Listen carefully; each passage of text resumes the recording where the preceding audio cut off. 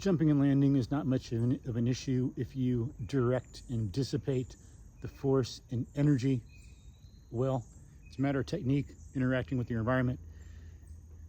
From what I've seen, like on the Fight Science show, they looked at some parkour athletes, major, top of the line, and when one of them jumped from a 9-foot or 12-foot high wall ledge, they jumped onto a force plate. The scientist analyzing things, if I understood correctly, said that the force when the person landed was only about 2 to 3 times body weight, which is what you do when you jump rope. So if jumping and landing with good technique is bad for your knees, then we shouldn't jump rope, and we probably shouldn't squat either. So that's not the issue. The issue is, please learn how to do it well, learn good technique, how to direct and dissipate force, and how to interact with your environment well. But then, of course, now when we do it, we don't have that expertise, so it might not be 2 to 3 times body weight for us, maybe 3 to 5, but still it's going to be significantly decreased than what some people might think. Oh, and besides jumping rope, think about walking downstairs. Walking downstairs is maybe twice your body weight, the force required to stop.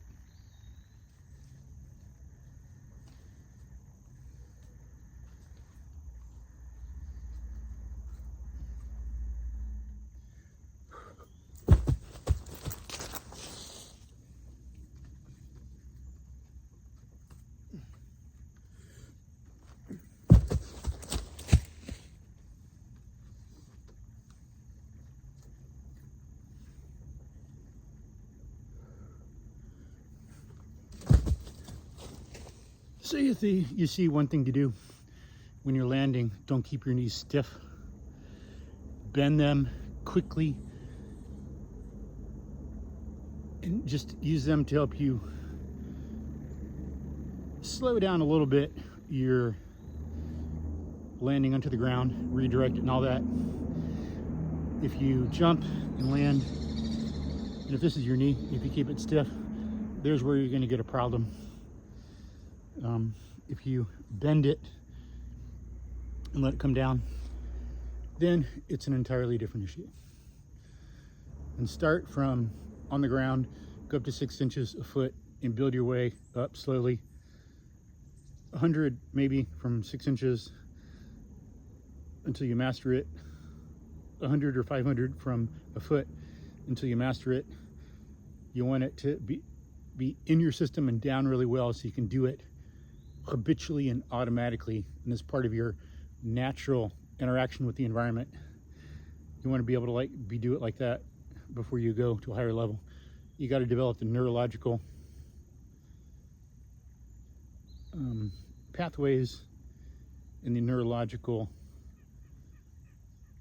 movement capacity for interacting with your environment like that. It's not really physical. It's not really doing it. It's giving yourself, doing it 100 or 500 times helps you train the system to do it a certain skill or technique or activity or movement. Helps you, the system helps it become part of the system the way it automatically interacts with the environment.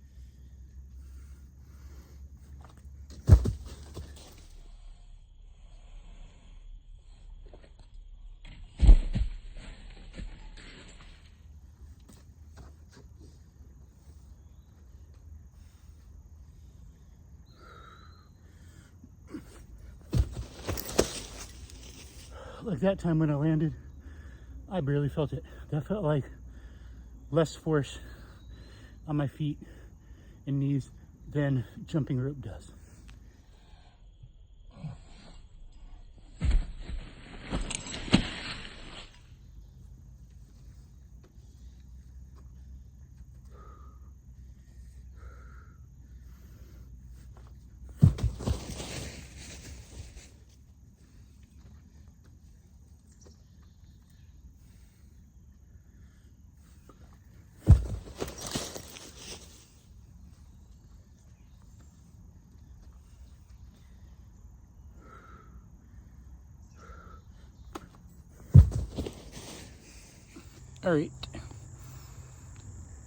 All right, in addition to bending your knees when you land, try to land at a slant, head ahead of feet.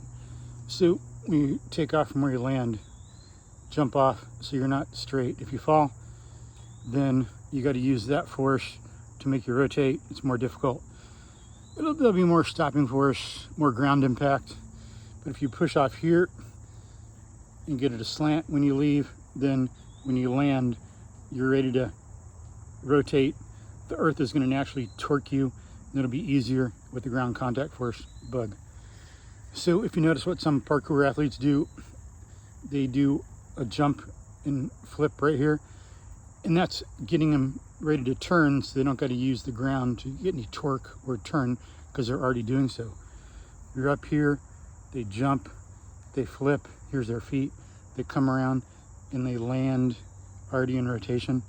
And that's one thing that helps get the ground contact force less than it otherwise would be. So please do not land like this with your legs straight, your knees bent, I should say. Sometimes you can do like this if, depending on your physical fitness, your conditioning, your training, and the height you're jumping from. But from more significant heights, we want to be slanted when we land.